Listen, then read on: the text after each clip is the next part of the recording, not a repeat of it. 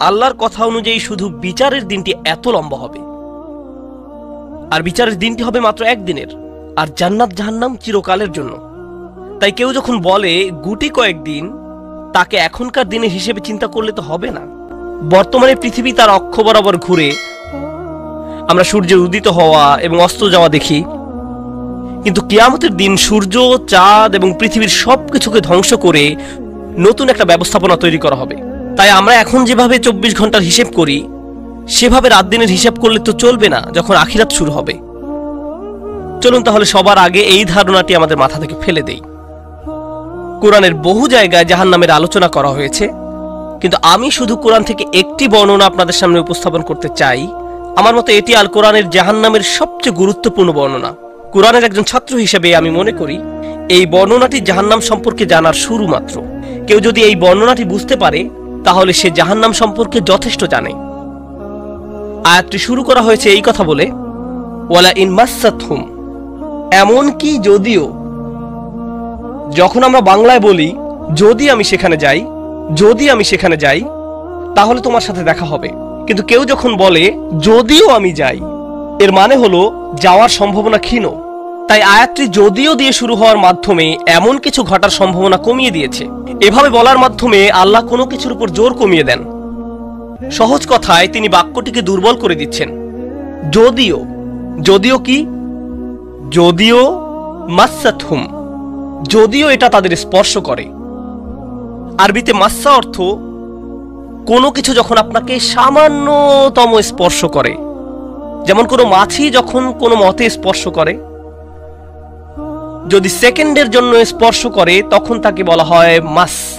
সুতরাং এটা যদি তাদেরকে কোনো মতে স্পর্শ করে 1 সেকেন্ডের জন্য, মাসসাতহুম। এখন কি তাদের স্পর্শ করে? আপনারা হয়তো ভাবছেন আগুন যদি তাদের স্পর্শ করে।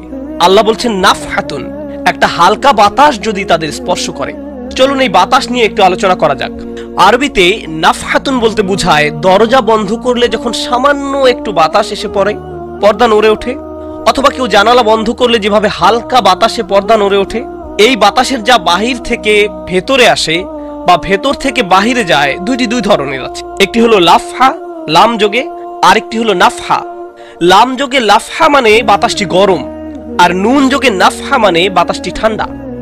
আল্লাহ বলছেন এমনকি যদি ঠান্ডা বাতাস তাদেরকে স্পর্শ করে, যদি ঠান্ডা বাতাস তাদেরকে স্পর্শ করে তোমার প্রতিপালকের শাস্তি থেকে। তিনি এই আয়াতে জাহান্নাম কাউকে স্পর্শ করার কথা বলছেন না, তিনি এই আয়াতে আগুন কাউকে স্পর্শ করার কথা বলছেন না, তিনি এমনকি গরম বাতাস কাউকে স্পর্শ করার কথাও বলছেন না, তিনি আগুনের ঠান্ডা অংশের কথা বলছেন। আর এটা আপনাকে চিরকালের জন্য স্পর্শ করছে না। প্রসঙ্গত আমরা ফিজিক্সে পদার্থের 3টি অবস্থার কথা শিখেছি, সলিড, লিকুইড এবং গ্যাস। সলিড বা কঠিন কিছু যদি স্পর্শ করে আমরা তা অনুভব করতে পারি। এই মুহূর্তে গ্যাস আমাদেরকে স্পর্শ করছে, বাতাস এখন আমাদেরকে স্পর্শ করছে, আমরা এটা অনুভব করি না। আর এই আয়াতে আল্লাহ বর্ণনা করছেন কি তাদের স্পর্শ করছে? বাতাস তাদেরকে স্পর্শ করছে। কোন ধরনের বাতাস? অপেক্ষাকৃত গরম বাতাস নাকি ঠান্ডা বাতাস? ঠান্ডা বাতাস। ঠান্ডা বাতাস কোন রকম তাদেরকে স্পর্শ করছে। এই আয়াতের সবচেয়ে উল্লেখযোগ্য বিষয় হলো, আমি একটু আগে নাফহা এবং লাফহার কথা বলেছিলাম। অন্য কথায় তারা এখনো জাহান্নামে প্রবেশ করেনি, তারা এর দিকে অগ্রসর হচ্ছে। আর জাহান্নামের অপেক্ষাকৃত ঠান্ডা বাতাস এসে কোনো মতে তাদেরকে স্পর্শ করলো, তখন তাদের প্রতিক্রিয়া কি? চিৎকার করে বলে উঠবে, ইয়া ওয়াইলানা, হায়, সবচেয়ে কঠিনতম শাস্তি আমাদের জন্য শুরু হয়ে গেছে। ইন্না কুন্না যালিমিন, আমরা সব সময় অপরাধী ছিলাম। তারা সাথে সাথে তাদের সব অপরাধ স্বীকার করবে। যে কারণে এই আয়াতটি আমি সংক্ষেপে আপনাদের নিকট উপস্থাপন করলাম। প্রথমত, এই আয়াতে আল্লাহ জাহান্নামের শাস্তির অভিজ্ঞতা বর্ণনা করছেন না। আল্লাহ সকল বিশ্বাসীকে জাহান্নামের আগুন থেকে মুক্ত রাখুন। কিন্তু আল্লাহ এখানে বর্ণনা করছেন এমনকি জাহান্নামের আগুনের কাছে গেলে এবং ক্ষণিকের জন্য এর বাতাসের সামান্য স্পর্শ লাগলে একজন মানুষ চিন্তা করা শুরু করবে এর চেয়ে আর ভয়ঙ্কর কোনো শাস্তি হতে পারে না। এজন্যই আল্লাহ দোজখের আগুন সম্পর্কে বলছেন, ইন্নাহা সাআত মুস্তাকাররা ওয়া মুকামা, নিশ্চয়ই তা অবস্থানস্থল ও আবাসস্থল হিসাবে কতই না নিকৃষ্ট। অল্প এবং বেশি যে কোনো সময়ের জন্য ওটা কত নিকৃষ্ট জায়গা। 1 সেকেন্ডের জন্য এটা ভাববেন না যে আমি তো খারাপ, আল্লাহ যদি আমাকে জাহান্নামে ফেলেনও এক সময় তো আমি এখান থেকে মুক্তি পাবো। এই ধরনের চিন্তাকে কখনো প্রশ্রয় দিবেন না। এই ভূমিকা দেওয়ার পর যখন বিচার দিবস শুরু হবে, যখন সমগ্র মানব জাতি একত্রিত হবে, তারা জানে না কোথায় যাবে, তারা জানে না কোন দিকে ফিরবে। এই ঘটনা আসলে রাসূলুল্লাহ সাল্লাল্লাহু আলাইহি সাল্লামের একটি হাদিসে উল্লেখ করা হয়েছে এবং জ্ঞানের প্রতি মুসলমানদের আগ্রহ ছিল সব সময়। তো একবার কিছু মানুষ বিখ্যাত সাহাবী আনাস ইবনে মালিক রাদিয়াল্লাহু তাআলা আনহুর কাছে এলো, কারণ মানুষ লোকমুখে এই খবর পেয়েছিল যে আনাস এই হাদিসটি জানতেন, আর এটি অনেক বড় একটি হাদিস, বুখারী শরীফে বর্ণিত আছে। এই ঘটনা ঘটে রাসূলুল্লাহ সাল্লাল্লাহু আলাইহি সাল্লামের ইন্তেকালের পরে। তিনি বলেন, হাদ্দাসানা মুহাম্মাদুন সাল্লাল্লাহু আলাইহি ওয়াসাল্লাম। এখন আনাস রাদিয়াল্লাহু তাআলা আনহু কথা বলছেন। তিনি বলেন, রাসূলুল্লাহ সাল্লাল্লাহু আলাইহি সাল্লাম আমাদের বলেছেন, ইযা কানা ইয়াউমুল কিয়ামাতি মাজান নাসু বা'দুহুম ফি বা'দ। মনোযোগ দিয়ে শুনুন। যখন বিচার দিবস শুরু হবে, মানুষ ঢেউয়ের মতো একে অপরের উপর আশ্রয় পড়বে, সর্বত্র বিশৃঙ্খলা, সবাই একে অন্যের দিকে ছুটতে থাকবে। ফায়াতুনা আদম, তারা কোনো একভাবে আদম আলাইহিস সালামের দেখা পাবে, আদম আলাইহিস সালামের দেখা পাবে, তারা তার কাছে ছুটে আসবে। ফায়াকুলুনা ইশফা আলানা ইলা রাব্বিক। সমগ্র মানব জাতি আদম আলাইহিস সালামের কাছে ছুটে আসবে এবং বলবে, আপনি কি দয়া করে আমাদের পক্ষ থেকে আল্লাহর সাথে কথা বলতে পারবেন? আমরা আল্লাহর ভয়ে ভীত। আপনি তো প্রথম মানুষ, আপনি তো সেই ব্যক্তি যাকে আল্লাহ ফেরেশতাদের সিজদা দিয়ে সম্মানিত করেছেন, আপনাকেই তো পছন্দ করা হয়েছে, আমরা সবাই আপনার সন্তান, আপনি আমাদের পিতা, তাই দয়া করে আমাদের জন্য আল্লাহর সাথে কথা বলুন, আমরা খুবই ভীত। এরপর তিনি বলবেন, ফায়াকুলু লাস্তু লাহা, তিনি বলবেন, আমি এর যোগ্য নই, আমি পারবো না। ফায়াকুলু লাস্তু লাহা ওয়ালাকিন আলাইকুম বিইব্রাহিম, তোমরা কেন ইব্রাহিমের সাথে কথা বলছো না? তোমাদের উচিত ইব্রাহিমের সাথে কথা বলা। অতএব মানব জাতি এখন কার খোঁজ করছে? ইব্রাহিম আলাইহিস সালাম। ফাইন্নাহু খলিলুর রহমান, তার কাছে যাও, কারণ তিনি রহমানের খুবই কাছের বন্ধু। ওয়াত্তাখাযাল্লাহু ইব্রাহিমা খলিলা, কুরআনে এসেছে আল্লাহ ইব্রাহিমকে তার বন্ধুরূপে গ্রহণ করেছেন। তাই ইব্রাহিমের কাছে যাও, তিনি তোমাদের সাহায্য করতে পারবেন। তারা ইব্রাহিমের কাছে যাবেন। ফায়াতুনা ইব্রাহিমা ফায়াকুলু লাস্তু লাহা, তারা ইব্রাহিমের কাছে গেলে তিনি বলবেন, আমি এর যোগ্য নই, আমাকে এই কাজের জন্য তৈরি করা হয়নি, আমি তোমাদের জন্য আল্লাহর সাথে কথা বলতে পারবো না। ওয়ালাকিন আলাইকুম বিমূসা, তোমরা কেন মূসা আলাইহিস সালামের কাছে যাচ্ছ না? তো মানব জাতি মূসা আলাইহিস সালামের কাছে দৌড়ে যাবে। ফাইন্নাহু কালিমুল্লাহ, তিনি আল্লাহর সাথে অনেক কথা বলতেন। ওয়া কাল্লামাল্লাহু মূসা তাকলিমা, আর আল্লাহ মূসার সাথে কথা বলেছেন সরাসরি। সুতরাং তিনি যেহেতু আল্লাহর সাথে কথা বলতে অভ্যস্ত, আজকে তো কথা বলার উত্তম সময়, তিনি তোমাদের পক্ষ থেকে আল্লাহর সাথে কথা বলবেন।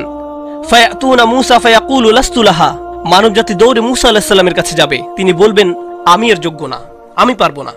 ওয়ালাকিন আলাইকুম বিঈসা, তোমরা ঈসা আলাইহিস সালামের কাছে কেন যাচ্ছ না? ফাইন্নাহু রূহুল্লাহ ওয়া কালিমাতুহু, তিনি হলেন আল্লাহর দেওয়া রূহ এবং তিনি আল্লাহর কালিমা, আল্লাহর হুকুমে তিনি অলৌকিকভাবে জন্মগ্রহণ করেন।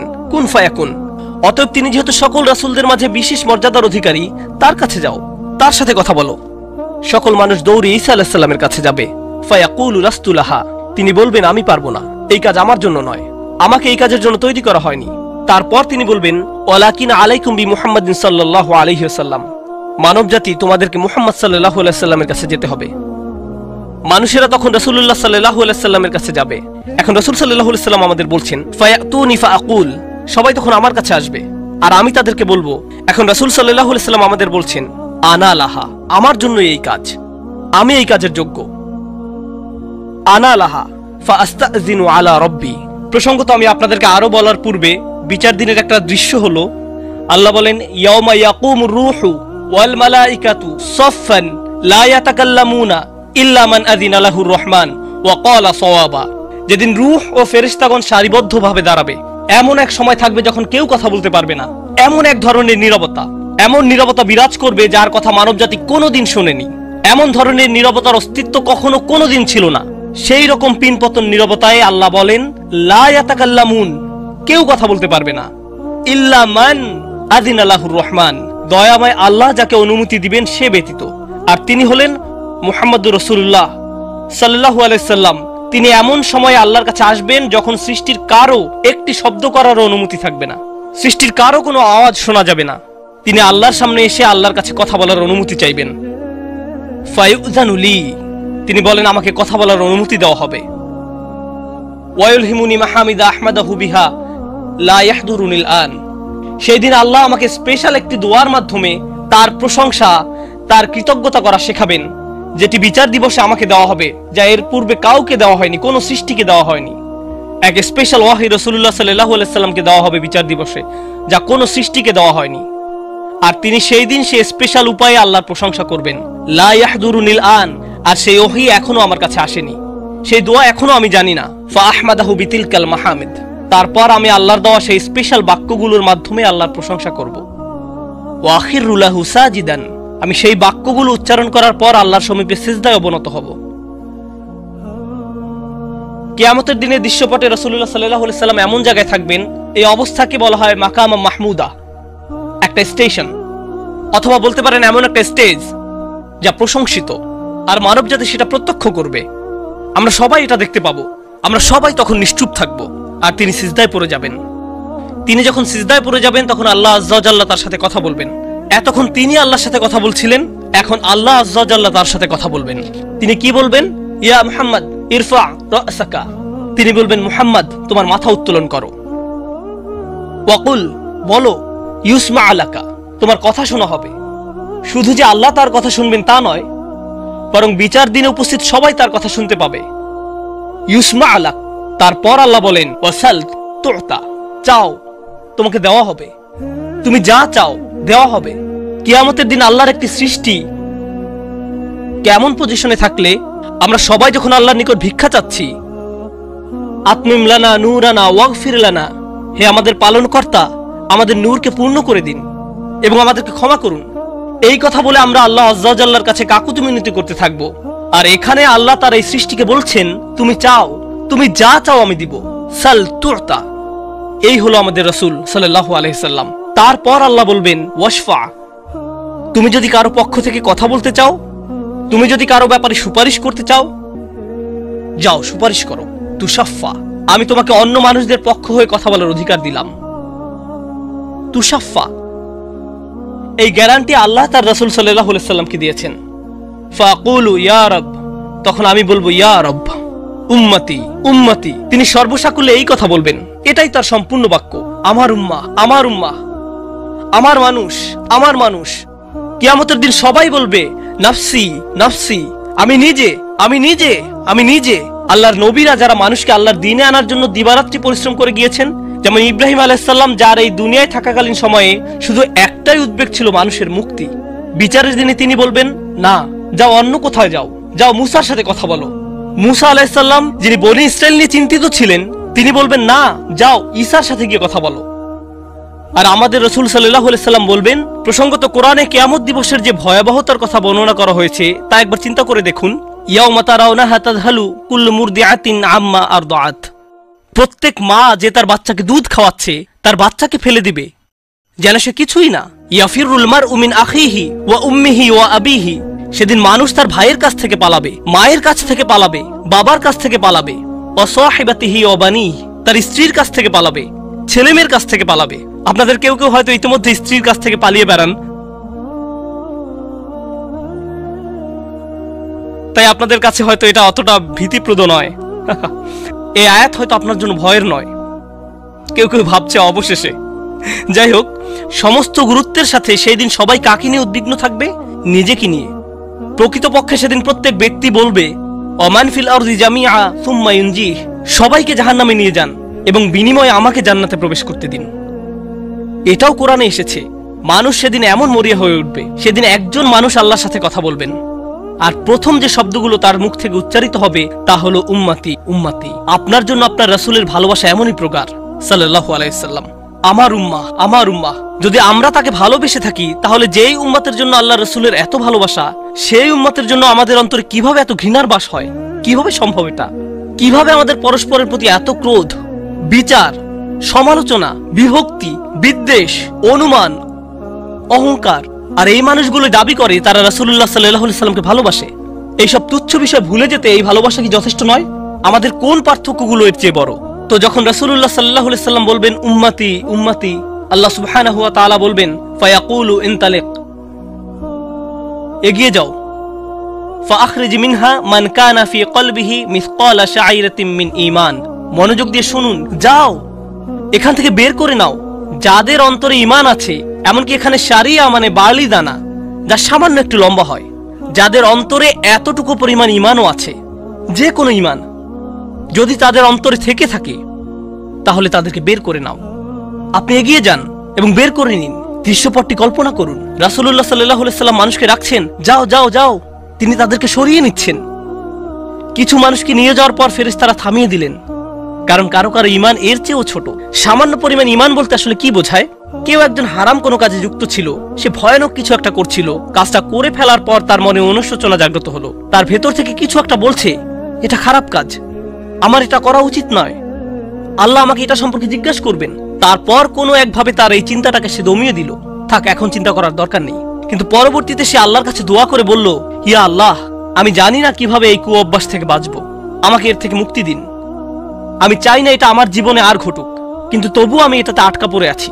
অতি ক্ষুদ্র ঈমান তার ভেতর থেকে চিৎকার করছে, অন্য কেউ এটা শুনতে পারছে না, তার অন্তর এটা শুনছে। আর আল্লাহ আজ্জা জাল্লা বলছেন, তারা যদি এতটুকু ঈমানও দেখাতে পারে, আপনি এগিয়ে যান, তাদেরকে বের করে নিয়ে আসুন, আপনি তাদেরকে বের করে নিয়ে আসুন। আর তিনি যখন এভাবে মানুষদেরকে বের করে নিয়ে আসবেন, তখন ফেরেশতারা একসময় থামিয়ে দিবেন, কারণ অনেক মানুষের অন্তরে এতটুকু ঈমানও নেই, সামান্য অনুতাপটুকু তাদের অন্তরে ছিল না। থামিয়ে দিবেন, ফাআনতালিক ফাফআল, আমি গিয়ে এমনই করব, সুম্মা আউদ, তারপর আমি ফিরে আসব। অর্থাৎ ফেরেশতারা থামিয়ে দিবে, আর অন্য মানুষেরা সেখানে কাঁদতে থাকবে, আমাদের কি হবে, আমাদের কি হবে। তারপর রাসূলুল্লাহ সাল্লাল্লাহু আলাইহি সাল্লাম ফেরত আসবেন, ফাআহমাদাহু বিতিলকাল মাহামিদ, অতঃপর আমি পুনরায় সেসব প্রশংসা বাক্য দ্বারা আল্লাহর প্রশংসা করব। লক্ষ্য করুন, প্রথমবার তিনি প্রার্থনা করার জন্য অনুমতি চেয়েছিলেন, তাই না? দ্বিতীয়বারের বেলায় অনুমতির কোনো উল্লেখ নেই। লক্ষ্য করেছেন, তিনি আসলে সাথে সাথে আল্লাহর প্রশংসা করা শুরু করবেন। আল্লাহ কি তাকে এমনটি করতে বলেছেন? না, এটা হলো নিজ উম্মতের প্রতি তার অপরিসীম ভালোবাসার বহিঃপ্রকাশ। তিনি আবারও আল্লাহর প্রশংসা করা শুরু করবেন, এই আশায় যে আল্লাহ তাকে অটোমেটিক অনুমতি দিবেন। সুম্মা আখিরু লাহু সাজিদান, আর সিজদায় পড়ে যাব।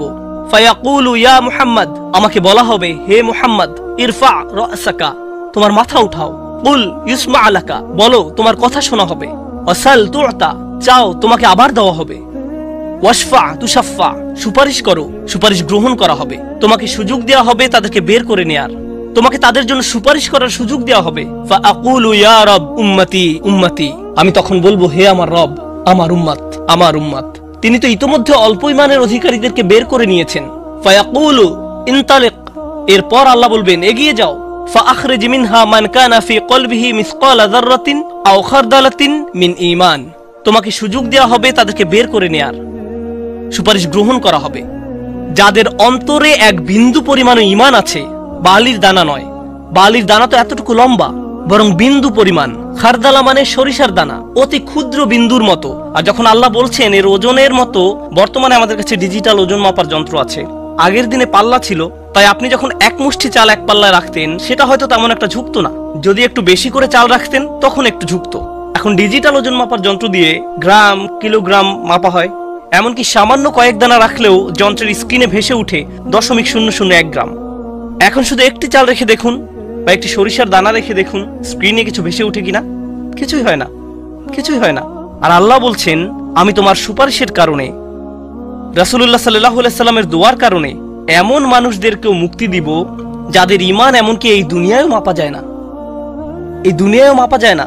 প্রসঙ্গত, আপনি যদি একটি দানা খান, বুঝতে পারবেন যে কিছু খেয়েছেন? আপনি এমনকি বুঝতেও পারবেন না। এটা হলো এমন ধরনের ঈমান যার আছে, এটা সে নিজেও ভালোভাবে বুঝতে পারে না।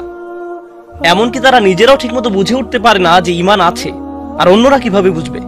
আর কেউ যদি একটি দানা আহার করে, এটা তাদের পুষ্টি সাধনে তেমন কোনো ভূমিকা রাখতে পারে না, এটা শরীরের জন্য যথেষ্ট পরিমাণের খাবার নয়।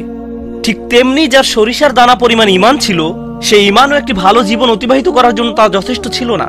কিন্তু তাদের অন্তরের কোনো এক জায়গায় একটি ঈমানের বাস ছিল। আল্লাহ বলছেন, তুমি এমন যাদেরকে পাও তাদেরকেও বের করে নিয়ে আসো। ফাআখরিজহু ফাআনতালিক, আমি যাব এবং তাই করব। আর এটা বিশাল এক জনগোষ্ঠী যারা আল্লাহর কাছ থেকে দূরে সরেছিল, তাদের ভেতরে একেবারে ক্ষুদ্র কিছু ঈমান ছিল। এরপর তো আর কিছু নেই মনে হচ্ছে, ঘটনা শেষ। কিন্তু রাসূলুল্লাহ সাল্লাল্লাহু আলাইহি সাল্লাম এখানেই থেমে যাননি।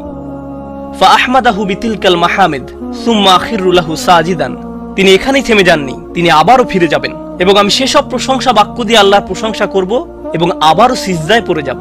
ফায়াকুলু ইয়া মুহাম্মদ ইরফা রাসাকা, আমাকে বলা হবে, হে মুহাম্মদ, মাথা উঠাও। ওয়াকুল ইসমা আলাকা, বলো তোমার কথা শোনা হবে। ওয়াসাল তুতা, চাও দেয়া হবে। আল্লাহ আজ্জা ওয়া জাল্লা সহজেই বলতে পারতেন, তুমি তো ইতিমধ্যে চেয়েছো এবং তোমাকে দেয়া হয়েছে। কিন্তু তৃতীয়বারের মতো রাসূলুল্লাহ সাল্লাল্লাহু আলাইহি সাল্লামকে বলা হচ্ছে, ওয়াশফা তুশাফা, এগিয়ে যাও, মানুষের জন্য সুপারিশ করো, গ্রহণ করা হবে, তোমাকে তাদের পক্ষে চাওয়ার সুযোগ দেওয়া হবে, আমি তোমাকে এটা দিচ্ছি। ফাআকুলু ইয়া রব উম্মতি উম্মতি, আমার উম্মত, আমার উম্মত। এখন চলুন এখানে একটু থামি। যদি আপনি এই সুযোগ পেতেন, আল্লাহ যদি আপনাকে বলতেন তুমি যা চাও তাই পাবে, তুমি চাও দেওয়া হবে, যা কিছুই তুমি চাও না কেন, আমাদের বিশাল একটা লিস্ট আছে। রাসূলুল্লাহ সাল্লাল্লাহু আলাইহি সাল্লামকে এই সুযোগ কয়বার দেওয়া হয়েছে? 3 বার। কত মিলিয়ন মানুষকে ইতিমধ্যে রক্ষা করা হয়েছে। তৃতীয়বার তো তিনি নিজের জন্য কিছু চাইতে পারতেন।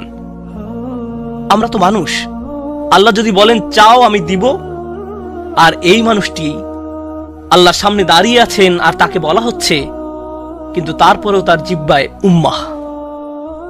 উম্মতি উম্মতি। তো আল্লাহ বলবেন ফায়াকুলু ইনতালিক, সামনে এগিয়ে যাও। ফাখরিজ মান কানা ফি কলবিহি আদনা আদনা আদনা মিসকাল হাব্বাতিন খারদালিম মিন ঈমান। যাও, সামনে এগিয়ে যাও এবং এমন প্রত্যেক ব্যক্তিকে বের করে আনো যার একটি সরিষার অতি ক্ষুদ্র অংশ পরিমাণ ঈমান আছে। এত ক্ষুদ্র বিন্দু, যাকে আপনারা হয়তো মাইক্রোস্কোপিক বলবেন, যদি তাদের 1 অ্যাটম বা 1 সাব অ্যাটমিক কণার পরিমাণ ঈমান থাকে, এই পৃথিবীতে যা দেখা, শোনা বা উপলব্ধি করা সম্ভব নয়, যদি তাদের গভীর অবচেতন মনের কোথাও কণা পরিমাণ ঈমান থাকে, যদি তাদের ততটুকু ঈমান থাকে, এগিয়ে যাও এবং তাদের বের করে নিয়ে আসো। যদি তাদের অন্তরে এতটুকু ঈমান থাকে, তো আল্লাহ রাসূলুল্লাহ সাল্লাল্লাহু আলাইহি সাল্লামকে বলবেন ফাখরিজহু মিনান নার, তাদেরকে আগুন থেকে বের করে আনো। কথাটা মনোযোগ দিয়ে শুনুন, তাদেরকে কোথা থেকে বের করে আনো? আগুন থেকে। অর্থাৎ কিছু মানুষ ইতোমধ্যে জাহান্নামে পতিত হয়ে গেছে। অনেক মানুষ এই হাদিস পড়ে মনে করে আমরা জাহান্নাম থেকে মুক্তি পেয়ে যাব, আগুন আমাদের স্পর্শ করবে না। কিন্তু হাদিস এই কথা বলছে না। রাসূলুল্লাহ সাল্লাল্লাহু আলাইহি সাল্লাম আল্লাহর কাছে কাকুতি মিনতি করছেন, আর এই দিনটি হবে 50,000 বছর লম্বা। অনেক মানুষের বিচার ইতোমধ্যে হয়ে গেছে। আর আমি আপনাদেরকে সেই আগুন সম্পর্কে শুরুতে বলেছিলাম, আপনি যদি এর বাতাসের স্পর্শ পান 1 সেকেন্ডেরও কম সময়ের জন্য, আপনার মনে হবে এর চেয়ে ভয়ঙ্কর আর কোনো শাস্তি হতে পারে না। আর আল্লাহ রাসূল সাল্লাল্লাহু আলাইহি সাল্লাম সেই মানুষগুলোর জন্য আশা ছেড়ে দেননি, তাদের জন্য হতাশ হয়ে পড়েননি। প্রসঙ্গত তারা মুসলিম, তারা কিন্তু মুসলিম, কারণ রাসূল সাল্লাল্লাহু আলাইহি সাল্লাম কি বলছেন, তার মুখ থেকে কোন কথাগুলো উচ্চারিত হয়েছে? উম্মতি উম্মতি। আগুনের মানুষগুলো মুসলমান, ওই মানুষগুলো অমুসলিম নয়, মুসলিম। তো রাসূল সাল্লাল্লাহু আলাইহি সাল্লাম বলেন ফাআনতালিকু ফাআফআল, আমি যাব এবং সেটাই করব। প্রসঙ্গত রাসূলুল্লাহ সাল্লাল্লাহু আলাইহি সাল্লামের এই কথার সাথে হাদিসের সমাপ্তি হলো। আনাস ইবনে মালিক রাদিয়াল্লাহু তাআলা আনহু তার কাছে আসা লোকদেরকে এতটুকু বর্ণনা করলেন। ফাকুলতু লিবাদি আসহাবিনা, হযরত আনাসের কাছে হাদিস শিখতে আসা একজন বলল, আমি আমার কিছু সঙ্গীকে বললাম, লাউ মারারনা বিল হাসান ওয়া হুয়া মুতাওয়ারিন ফি মানজিলি আবি খলিফা, চলো আমরা হাসান বসরির কাছে যাই। আমরা হাদিসটি আনাসের কাছ থেকে শুনেছি, কিন্তু আমরা জানি এই হাদিসটি হাসানও জানেন, চলো আমরা তার কাছে যাই। প্রসঙ্গত আনাস রাদিয়াল্লাহু তাআলা আনহুর তখন অনেক বয়স হয়ে গিয়েছিল। এই হাদিসে কতবার রাসূল সাল্লাল্লাহু আলাইহি সাল্লাম আল্লাহর কাছে গেলেন? 3 বার। রাসূলুল্লাহ সাল্লাল্লাহু আলাইহি সাল্লাম ইন্তেকাল করেছেন বহু বছর আগে। আমরা জেনেছি এই হাদিস হাসান বসরিও জানেন। তারা আগে কখনো এই ধরনের কথা শুনেনি। খুবই আশ্চর্যজনক কথা। এজন্য তারা ব্যাপারটা যাচাই করতে চাচ্ছিলেন যে দেখা যাক হাসান বসরিও একই হাদিস বর্ণনা করেন কিনা। তারা শুনেছে হাসান বসরি বাস করেন আবু খলিফার বাড়ির পেছনের একটি ঘরে, তাই তারা হাসান বসরিকে খুঁজতে লাগলো। তারা তাকে খুঁজে পেলেন। হাদদাসানা আনাস ইবনে মালিক ফাআতাইনাহু ফাসাল্লামনা আলাইহি, তো আমরা তার কাছে এলাম এবং তাকে সালাম দিলাম। ফাআযিনা লানা, তিনি আমাদেরকে প্রবেশের অনুমতি দিলেন। ফাকুলনা লাহু ইয়া আবা সাঈদ, আমরা তাকে বললাম, হে সাঈদের পিতা, জিনাকা মিন ইনদি আখিকা আনাস ইবনে মালিক, আমরা আপনারই ভাই আনাস ইবনে মালিকের নিকট হতে আপনার কাছে আসলাম। ফালাম নারা মিসলা মা হাদদাসানা ফি শাফাআত, শাফাআত বিষয়ে তিনি যেমন বর্ণনা দিয়েছেন তেমনটা বর্ণনা করতে আমরা আর কাউকে দেখিনি। ফাকালা হি, তিনি বললেন হ্যাঁ তোমরা তো জানো। ফাহাদদাসনাহু বিল হাদিস, আমার কাছে সেটি বর্ণনা করো, দেখি তোমরা আনাসের কাছ থেকে কি শুনেছো। তো তারা তার নিকট সম্পূর্ণ হাদিসটি বর্ণনা করে শোনালেন। ফাআনতাহা ইলা হাযাল মাওদি', আমরা এই পর্যন্ত অর্থাৎ 3 বার রাসূল সাল্লাল্লাহু আলাইহি সাল্লামের সুপারিশের কথা বলে শেষ করলাম। ফাকালা হি, তিনি বললেন আরো বর্ণনা করো। ফাকুলনা লাম ইয়াজিদ লানা আলা হাযা, আমরা বললাম তিনি তো এর অধিক আমাদের কাছে বর্ণনা করেননি, আমাদেরকে এতটুকুই বলেছেন। এখন হাসান কথা বলছেন, লাকাদ হাদদাসানি ওয়া হুয়া জামিউ মুনযু 20 সানাতান, তিনি অর্থাৎ আনাস আমার কাছে এই হাদিস বর্ণনা করেছেন যখন তিনি তখন যুবক ছিলেন, 20 বছর আগে। কত বছর আগে? 20 বছর আগে। আমি নিশ্চিত না তিনি কি বাকিটুকু ভুলে গেলেন, নাকি তিনি তোমাদেরকে বাকিটুকু বলেননি, কারণ তাহলে তোমরা অলস হয়ে পড়বে। ফালা আদ্রি আনাসি আম কারিহা আন তাত্তাকিলু। তিনি এরপর বললেন, এই হাদিসের চতুর্থ একটি অংশ আছে, আর আমি নিশ্চিত নই তোমাদের বলা উচিত কিনা, কারণ তার এখন বয়স বেশি হয়েছে, তার স্মরণশক্তি ওইভাবে কাজ করছে না। কিন্তু আমার সন্দেহ তিনি তোমাদের বলেননি, কারণ তোমরা এতে অলস হয়ে পড়বে। তারা বলল, ইয়া আবা সাঈদ হাদ্দাসানা, কিন্তু আপনি কি আমাদেরকে এটা বলতে পারেন? আমরা আসলে জানতে চাই। ফাদহিকা, তিনি হাসতে শুরু করলেন। ফাকালা খুলিকাল ইনসানু আজুলা, তিনি কোরআনের একটি আয়াত উল্লেখ করে বললেন, মানুষকে সৃষ্টি করা হয়েছে তাড়াহুড়া প্রবণ করে। মা যাকারতুহু ইল্লা ওয়া আনা আদরি আন উহাদ্দিসুকুম হাদ্দাসানি কামা হাদ্দাসাকুম বিহি। আমি তো বর্ণনার উদ্দেশ্যেই তোমাদের কাছে বিষয়টি উল্লেখ করলাম। তিনি তাদেরকে উৎসুক করে তুলেছিলেন, আমি তোমাদেরকে বলবো তিনি তোমাদের নিকট যা বলেছেন তা সত্য। হাসান আরো বলেন, রাসূলুল্লাহ সাল্লাল্লাহু আলাইহি সাল্লাম বলেন, এরপর আমি চতুর্থবারের মতো ফিরে আসব। ফা আহমাদাহু বিতিলকাল মাহামিদ, এবং সেসব প্রশংসা বাক্য দিয়ে আল্লাহর প্রশংসা করব, যে বাক্যগুলো আল্লাহ আমাকে দিয়েছেন, যা অন্য কোন সৃষ্টিকে এর পূর্বে দেয়া হয়নি, এবং সিজদায় পড়ে যাব। সুম্মা আখিরু লাহু সাজিদান, তখন বলা হবে, ফায়ুকালু ইয়া মুহাম্মদ ইরফা রাসাকা, হে মুহাম্মদ মাথা উঠাও। ওয়াকুল ইউসমা, বলো তোমার কথা শোনা হবে। ওয়াসাল তুআতা, চাও দেয়া হবে। ওয়াশফা তুশাফা, শাফায়াত করো গ্রহণ করা হবে। এই সময়ে এসে এতটুকুর চেয়ে ছোট ঈমানও আর অবশিষ্ট নেই। সকল সম্ভাব্য ঈমানওয়ালাদের মুক্তি হয়ে গেছে। আদনা আদনা আদনা মিসকাল হাব্বা, সবাই মুক্তি পেয়ে গেছে। ফাআকুলু ইয়া রব ইযান লি ফি মান ক্বালা লা ইলাহা ইল্লাল্লাহ। এখন রাসূলুল্লাহ সাল্লাল্লাহু আলাইহি সাল্লাম বলেননি উম্মতি, এইবার তিনি উম্মতি বলেননি, তিনি বলছেন, হে আমার প্রতিপালক, আমাদেরকে তাদের সম্পর্কে শাফায়াত করার অনুমতি দান করুন যারা বলেছে লা ইলাহা ইল্লাল্লাহ। যে এমনকি এই কথা বলেছে, আচ্ছা ঠিক আছে, আমার মনে হয় একজন সৃষ্টিকর্তা আছেন। একটি কলেজ ক্যাম্পাসে হয়তো একদল ছাত্র মুসলিম ছাত্রদের সাথে আলোচনা করছে, তখন একজন বলল, আচ্ছা ঠিক আছে, দার্শনিক দৃষ্টিকোণ থেকে মেনে নিলাম একজন ঈশ্বর রয়েছেন, ঠিক আছে আমি মানলাম যে একজন ঈশ্বর আছেন। আমি বলছি না যে আমি মুসলিম, যদি উপাসনা করতেই হয় তাহলে শুধু এক ঈশ্বরের উপাসনা করতে হবে। তাদের অন্তরে কোনো অনুভূতি নেই, তারা কারো ইবাদত করছে না, তারা শুধু এই উপসংহারে পৌঁছেছে। প্রসঙ্গত এই ধরনের একটা সাদৃশ্য পাওয়া যায় সূরা হুজরাতের একটা আলোচনায়। আল্লাহ বলছেন, ফাকালাতিল আরাবু আমান্না কুল লাম তুমিনু ওয়ালাকিন কুলু আসলামনা।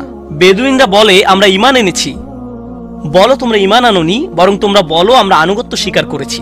তোমরা শুধু ইসলামের প্রাথমিক ধারণা গ্রহণ করেছো। ধারণা থাকে এখানে, আর ঈমান কোথায় থাকে? যাদের অন্তরে কিছু ঈমান ছিল তাদের ইতোমধ্যে নেওয়া হয়ে গেছে। এখন যাদের মাথায় কিছু ধারণা ছিল যে একজন রব আছেন, তারা কোনোদিন ধর্ম প্র্যাকটিস করেনি, তারা ধর্মীয় কোনো কাজই করেনি, তারা শুধু এই ধারণা মেনে নিয়েছিল যে শুধু একজন প্রভুর উপাসনা করতে হবে। রাসূলুল্লাহ সাল্লাল্লাহু আলাইহি সাল্লাম বলছেন, যে কেউ এই সিদ্ধান্তে আসবে যে কেউ বলবে লা ইলাহা ইল্লাল্লাহ, তার জন্য শাফায়াত করার অনুমতি দান করুন। আল্লাহ বলবেন, ফায়াকুলু ওয়া ইজ্জাতি ওয়া জালালি ওয়া কিবরিয়াই ওয়া আযীমাতি। আল্লাহ বলবেন, আমি আমার কর্তৃত্বের শপথ করছি, আমি আমার স্বীয় গৌরবের শপথ করছি, আমি আমার বরত্বের শপথ করছি, আমি আমার মহত্বের শপথ করছি। লা উখরিজান্না মিনহা মান ক্বালা লা ইলাহা ইল্লাল্লাহ। আমি স্বয়ং অবশ্যই তাদের সবাইকে জাহান্নাম থেকে বের করব যারা বলেছে লা ইলাহা ইল্লাল্লাহ, তোমার এই সুপারিশের কারণে। সাল্লাল্লাহু আলাইহি সাল্লাম। জাহান্নাম কতটা ভয়ঙ্কর তার একটা ছোট্ট নমুনা দিয়ে আমি আজকের আলোচনা শুরু করেছিলাম। এখন সব শেষে রাসূলুল্লাহ সাল্লাল্লাহু আলাইহি সাল্লাম আমাদের জন্য এই শাফায়াত করছেন। এই হাদিসটি অন্যতম গুরুত্বপূর্ণ একটি হাদিস। এমনকি 20 বছর পরে আনাস ইবনে মালিক এখন বৃদ্ধ হয়ে গেছেন, মানুষ তখনও তার কাছে শাফায়াত বিষয় জানতে এসেছেন। এমনকি আজকের দিনেও এই হাদিসটি অন্যতম শক্তিশালী একটি হাদিস, এবং অন্যতম এই জন্য যে ভুলভাবে ব্যবহার করার একটি বক্তব্য রাসূলুল্লাহ সাল্লাল্লাহু আলাইহি সাল্লামের। কখনোই এর অপব্যবহারের চিন্তাও করবেন না। এটা ফ্রি হয়ে যাওয়ার লাইসেন্স নয়।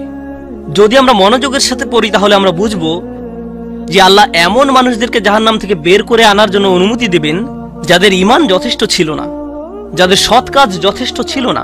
পক্ষান্তরে এমন অনেক মানুষ থাকবে যাদের অন্তরে ঈমান আছে, যাদের ডান হাতে সৎ কাজ আছে, আর এই সৎ কাজগুলো বিচারের দিনে আলোতে পরিণত হবে, হৃদয়ের ঈমান ও বিচারের দিনে জ্যোতিতে পরিণত হবে। ইয়াসআনুরুহুম বাইনা আইদিহিম ওয়া বিআইমানিহিম, তাদের বুকের ভেতর থেকে আলো ছুটতে থাকবে এবং তাদের ডান হাত থেকে এই আলো টর্চে পরিণত হবে, গাড়ির হেডলাইটের মতো। চারপাশে থাকবে অন্ধকারাচ্ছন্ন, আর আপনি জান্নাতের দিকে ছুটতে থাকবেন। আপনাকে জাহান্নাম অতিক্রম করে যেতে হবে, এটা আল্লাহর নির্দেশ। ওয়া ইম মিনকুম ইল্লা ওয়ারিদুহা, জান্নাতে যেতে হলে সবাইকে জাহান্নাম অতিক্রম করে যেতে হবে, সবাইকে, এর কোনো ব্যতিক্রম নেই। আর এই ব্রিজ অতিক্রম করতে হলে আপনার আলো লাগবে, যদি আলো না থাকে তাহলে পড়ে যাবেন। তো মানুষ যখন হেঁটে যাচ্ছে তখন অনেকের এত পরিমাণ আলো থাকবে যেন মক্কা থেকে সিরিয়া দেখা যাচ্ছে, আর কারো কারো এত অল্প পরিমাণ আলো থাকবে যে তারা কোনো মতে পায়ের সামনের কিছু অংশ দেখতে পাবে, কারণ তাদের ঈমান দুর্বল ছিল। কিন্তু এই হাদিস এমন মানুষদের সম্পর্কে নয় যাদের সামান্য কিছু আলো থাকবে বা অনেক বেশি আলো থাকবে। এই হাদিস এমন মানুষদের সম্পর্কে যাদের আলো এত স্বল্প পরিমাণ যে এটি দিয়ে কিছুই দেখা যাচ্ছে না, আর যাদের আলো আছে তারা আল্লাহর কাছে ভিক্ষা করতে থাকবে, রব্বানা আতমিম লানা নূরানা ওয়াগফির লানা, আমাদেরকে আমাদের আলো পূর্ণ করে দিন, ব্যাটারি যেন শেষ হয়ে না যায়, আমাদেরকে জান্নাতের গেটে পৌঁছে দিন, আমাদেরকে ক্ষমা করে দিন। আমরা আল্লাহর কাছে ভিক্ষা চাচ্ছি যেন তিনি আমাদের কপালে রাসূলুল্লাহ সাল্লাল্লাহু আলাইহি সাল্লামের শাফায়াত জুড়ে দেন, তিনি যেন আমাদেরকে তাদের অন্তর্ভুক্ত করেন যারা আরশের ছায়ায় থাকবে। আমরা আল্লাহর কাছে প্রার্থনা করছি তিনি যেন আমাদেরকে তাদের অন্তর্ভুক্ত করেন যাদেরকে এমনকি জাহান্নামের আগুনের ঠান্ডা বাতাসও স্পর্শ করবে না। আমরা আল্লাহর কাছে দোয়া করছি তিনি যেন আমাদেরকে তার রাসূলের অনুগত উম্মায় পরিণত করে দেন। তাদের অন্তর্ভুক্ত নয় যাদের ব্যাপারে তিনি অভিযোগ করবেন, বরং তাদের অন্তর্ভুক্ত করুন যাদের জন্য তিনি সুপারিশ করবেন।